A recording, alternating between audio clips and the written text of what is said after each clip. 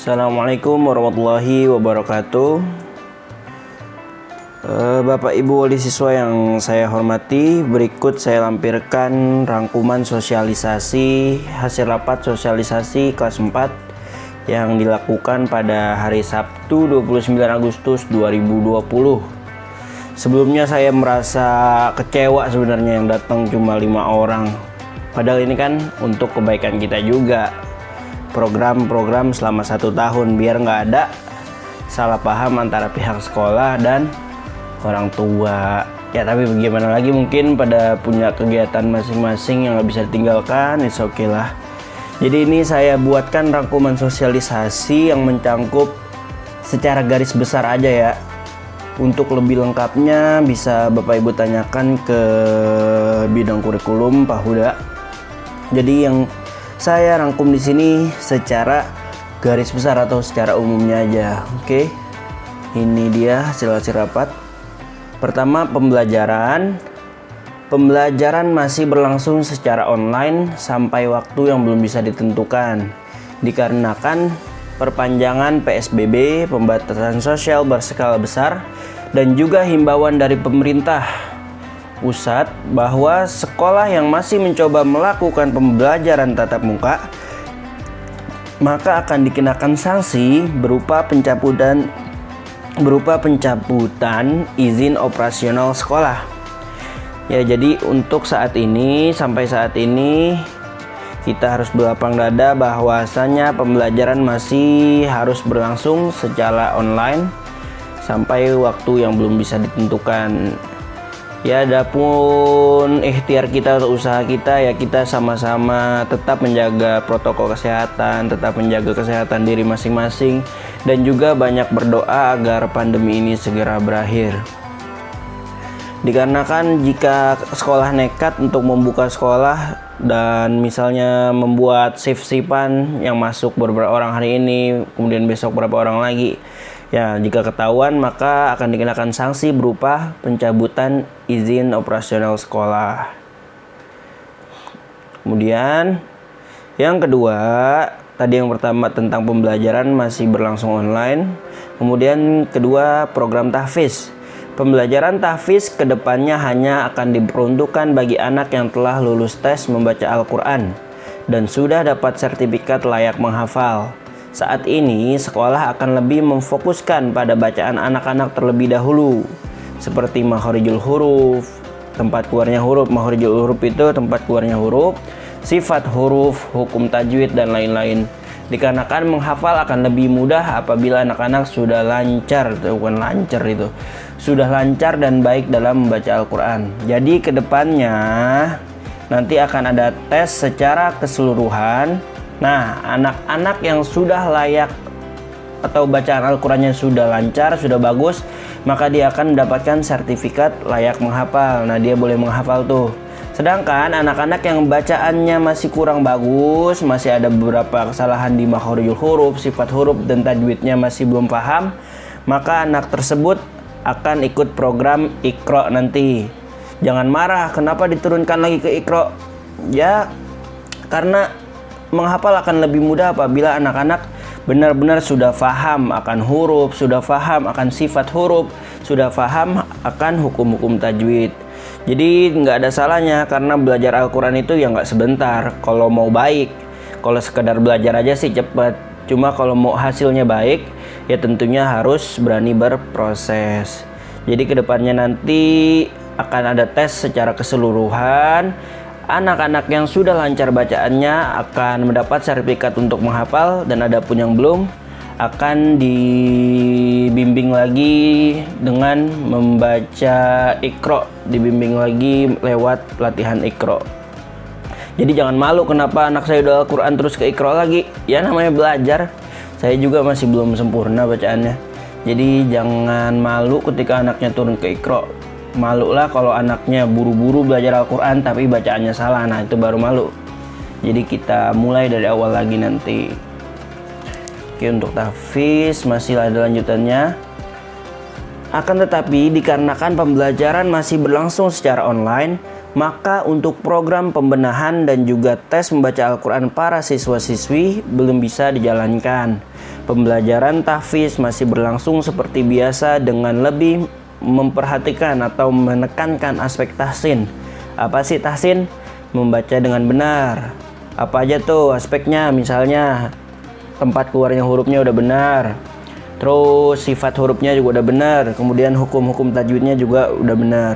Adapun surah yang akan dipelajari di semester 1 ini adalah surah Al-Jin, Al-Muzammil, dan Al-Muddatsir. Itu tadi ya. Nanti kedepannya akan ada tes secara keseluruhan, dites oleh tim tahfiz dari sekolah. Akan tapi dikarenakan pembelajaran masih online, maka tes tersebut belum bisa dijalankan. Nah, pada akhirnya untuk saat ini nih semester 1 sampai nanti pembelajaran tatap muka sudah bisa, pembelajaran tahfiz masih berlangsung seperti biasa, yaitu masih menghafal. Akan tetapi akan lebih ditekankan dari aspek tahsinnya. Jadi tajwidnya dicek lagi. Kemudian makhorijul hurufnya juga lebih diperhatikan. Nanti akan dibimbing oleh Ustadz Fahrul Razi dan insya Allah saya bantu. Adapun surah yang akan dihafal oleh kelas 4 semester 1 ini yaitu Al-Jin, Al-Muzammil, dan Al-Muddatsir. Insya Allah anak-anak sudah pernah menghafal surah-surah ini, hanya tinggal mengulang hafalannya. Kemudian, nah ini salah satu poin penting. Tadi pertama pembelajaran, kedua tahfiz, dan ketiga ini program guling. Apa itu guling? Guling itu artinya guru keliling. Merupakan program yang dibuat demi menjawab keterbatasan antara guru dan murid, yang mana selama pembelajaran online, komunikasi yang terjalin antara guru dan murid hanya berlangsung satu arah dan bukan dua arah. Gimana maksudnya satu arah? Ya jadi satu arah itu misalnya saya ngejelasin di YouTube, ya saya ngejelasin aja sendiri tanpa misalnya anak-anak angkat tangan, Pak saya mau tanya dong. Nah itu kan dua arah, ada terjadi interaksi antara guru dan murid. Sedangkan selama online ya kebanyakan hanya satu arah lewat penjelasan di YouTube dan lain-lain. Adapun kita pernah mengantisipasi hal tersebut dengan menginstal atau mengadakan pertemuan lewat Zoom, Google Meet, Webex, dan lain-lain aplikasi conference. Nah ternyata untuk siswa sekolah dasar itu belum kondusif. Jadi kadang kita lagi ngejelasin anak-anaknya berisik, kita sudah mute, kadang suara saya delay. Jadi masih kurang kondusif pertemuan lewat Zoom, Google Meet, dan lain-lain. Begitu pula untuk kuota juga terbilang sangat boros Zoom itu. Jadi masih kurang kondusif. Nah, maka dari itu dibuatlah program guling oleh sekolah guru keliling, di mana para guru mengunjungi rumah murid dan murid-murid yang terdiri dari beberapa kelompok kumpul di satu rumah, kemudian gurunya juga datang ke situ menerangkan pembelajaran. Jadi untuk saat ini sekolah mencetuskan program ini demi menjawab keluhan di mana pembelajaran hanya berlangsung satu arah komunikasinya dan bukan dua arah. Sedangkan dengan aplikasi conference pun seperti Zoom, Google Meet, dan lain-lain masih belum kondusif untuk sekolah dasar. Mungkin kalau sudah SMA kondusif juga bisa diatur. Cuma karena masalah jaringan juga sih, jadi belum kondusif. Kemudian masih seputar guling. Adapun ketentuan guling ini kudu diperhatikan. Pertama, mengingat masih meningkatnya kasus COVID-19, program ini dilakukan di tiap minggu pertama dan ketiga tiap bulannya. Jadi nggak tiap minggu ya, dikarenakan masih nambah-nambah terus ya, demi keamanan kita masing-masing, keamanan kita bersama. Jadi dilakukan pada minggu pertama dan ketiga setiap bulannya. Setiap minggunya ada 2 kali pertemuan. Misalnya nanti akan kita tentukan bareng-bareng harinya. Misalnya hari Senin dan hari Rabu, atau hari Senin dan hari Selasa, dan seterusnya. Jadi tiap minggu ada 2 kali pertemuan. Misalnya di minggu pertama itu ada 2 kali pertemuan, dan minggu ketiga juga ada 2 kali pertemuan. Dilaksanakan di rumah murid yang masih dalam jarak wajar dari sekolah. Jadi dilaksanakannya di rumah murid yang jaraknya tidak terlalu jauh dari sekolah. Karena jujur saja, dari rumah saya ke sekolah aja udah jauh, apalagi kalau harus nyamperin rumah yang jauh-jauh lagi, wah perjuangan banget. Jadi nanti saya minta tolong kepada Korlas terpilih, nggak harus Korlas sih, semua kita pokoknya, karena ini demi anak-anak kita. Saya minta bantuan dari wali murid sekalian untuk membuatkan kelompok-kelompok ini nanti terbagi dalam 3 kelompok. Belajar berisikan 5-8 orang, mengacu pada jarak rumah yang berdekatan. Jadi saya minta tolong kepada wali murid, nanti tolong dibuatkan kelompok-kelompok belajarnya. Dilihat dari rumah terdekat, misalnya Nasya dan siapa, misalnya Nasya dan Siva atau Hana. Nah, rumahnya kan berdekatan tuh. Silakan mau ngadain di rumah siapa, nanti kita kumpul. Jadi mengacu pada jarak rumah yang berdekatan. Jangan misalnya belajarnya di rumah Geisha, nah kelompoknya itu Kahfi. Wah, Kahfi kan jauh banget. Jadi dicari orang-orang terdekat yang rumahnya jaraknya juga dekat, dipilih satu rumah murid yang akan dijadikan tempat untuk belajar. Jadi saya mohon pertolongannya para wali murid menentukan 3 kelompok belajar ini, siapa-siapa aja orangnya, karena saya juga belum pada tahu rumah-rumahnya di mana. Oke, terus yang poin kelima, durasi pembelajaran 1 jam. Jadi tiap pertemuan durasi pembelajarannya itu 1 jam. Materi pembelajaran tidak dibakukan, lebih mengacu kepada materi yang sulit disampaikan melalui pembelajaran online. Jadi nggak harus misalnya hari Senin ada pelajaran Al-Quran Hadis, nggak harus. Jadi misalnya Senin Bapak infokan besok bawa buku bahasa Inggris ya. Nah, itu aja yang dibawa. Nanti kita lihat mana materi yang sulit disampaikan dengan online, maka kita bahas di program Guling ini. Kemudian masih ketentuan Guling, waktu pembelajaran tetap berada pada jam KBM home learning, jam 7 sampai pukul 11 siang. Untuk hari Jumat nggak ada home learning ya, karena waktunya terlalu mepet. Jadi antara Senin sampai Kamis jam 7 sampai jam 9. Maaf tadi Bapak bilang maksudnya hari Jumat nggak ada Guling, bukan home learning. Home learning tetap ada. Nggak ada Guling karena waktunya yang terlalu mepet.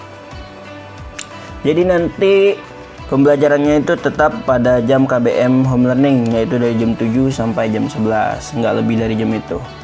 8. Orang tua tidak diperkenankan untuk share kegiatan tersebut ke medsos karena menghindari nanti ada laporan-laporan dan berujung pada terkena sanksinya sekolah. Ini sekolah ini masih nekat juga nih ngadain tatap muka. Nah, nanti akan kena sanksi, kita-kita juga yang rugi kan.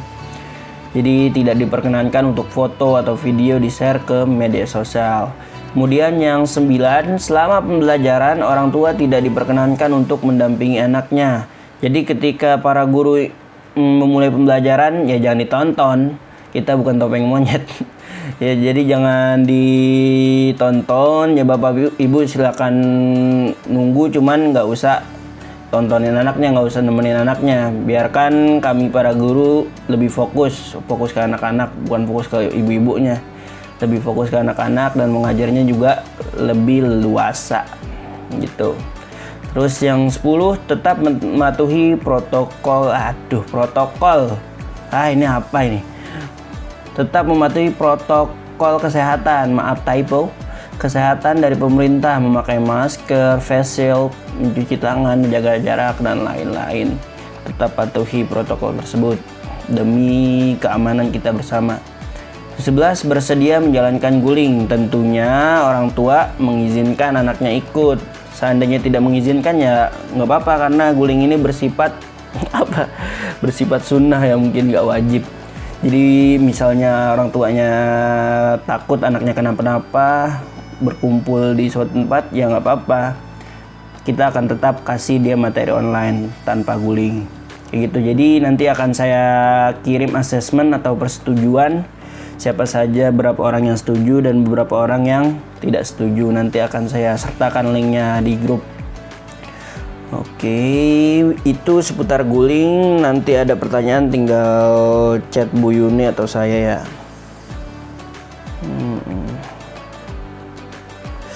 Kemudian pemilihan Korlas. Sesuai kesepakatan untuk pemilihan Korlas dilakukan melalui vote dan di siapapun yang terpilih, kita semua selaku warga sekolah dan Al-Kindi khususnya ikut serta membantu.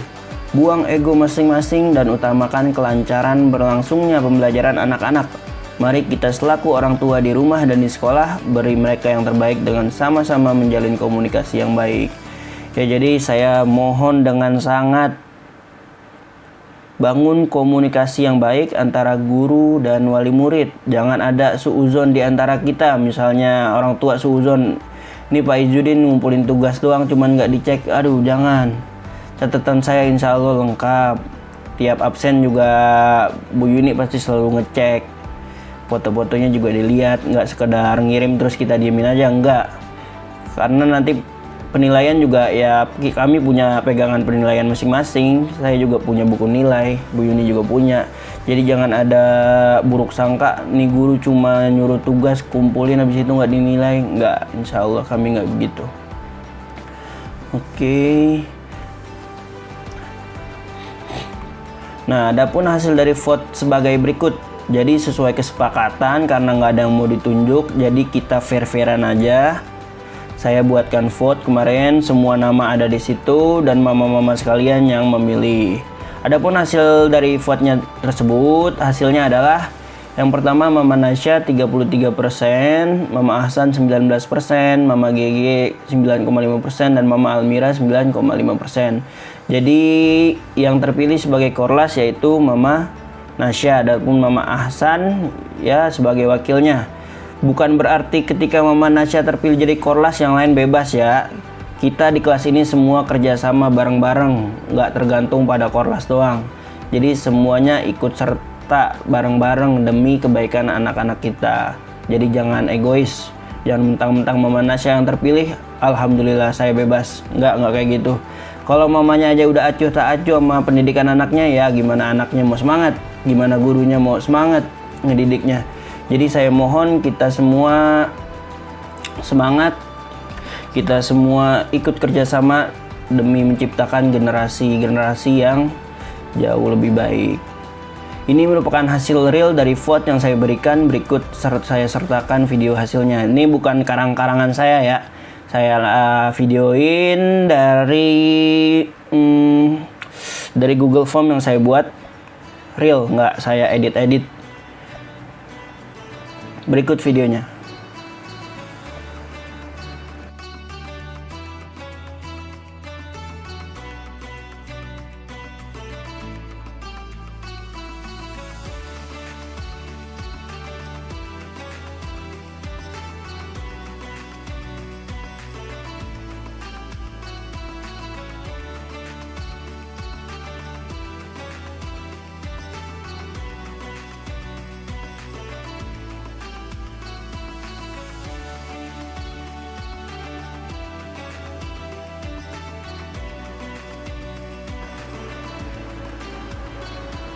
Oke, mungkin hanya itu garis besar penyampaian sosialisasi pada hari Sabtu kemarin. Adapun yang kurang jelas ataupun yang belum terangkum di sini, silakan langsung tanyakan ke pihak sekolah. Ini saya sampaikan hanya secara garis besarnya saja. Mohon maaf jika ada yang saya lupa. Silakan kemarin mama-mama yang datang, jika ada yang kurang disampaikan ke teman-temannya. Ya mungkin hanya itu dari saya. Terima kasih atas waktu dan perhatiannya. Mari kita sama-sama bangun kerjasama, bangun komunikasi yang baik demi anak-anak kita. Jangan egois. Jadi semua yang kami lakukan, para guru lakukan, semua demi kebaikan anak-anak kita semua. Saya minta juga orang tua bangun kerjasama yang baik.